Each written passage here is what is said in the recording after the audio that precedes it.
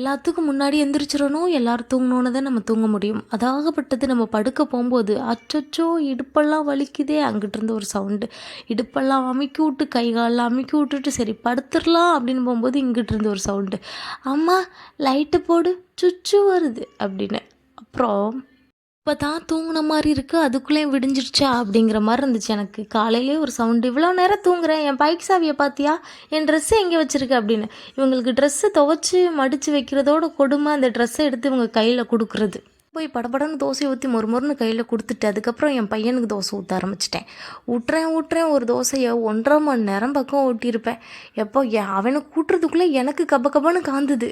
இனிமேல் தாய்மார்கள் யாருமே பாச போராட்டனால ஃபஸ்ட்டாக நீங்கள் பிள்ளைக்கு ஊட்டாதீங்க. தயவு செஞ்சு நீங்கள் சாப்பிட்டுட்டு அதுக்கப்புறம் பிள்ளைக்கு ஊட்டுங்க. வச்சேன் பாயாசம் வச்சேன்னு, நமக்கு சோறு தான் முக்கியம். இவங்க சொல்கிற வேலை இல்லை, என்னை எங்கிட்டும் தேடிடாதீங்க அப்படின்னு சொல்லிட்டு எங்களால் ஓடி போயிடலாம் போல் தோணுது. பிடிச்சிருந்தா லைக் பண்ணுங்கள், சப்ஸ்கிரைப் பண்ணுங்கள்.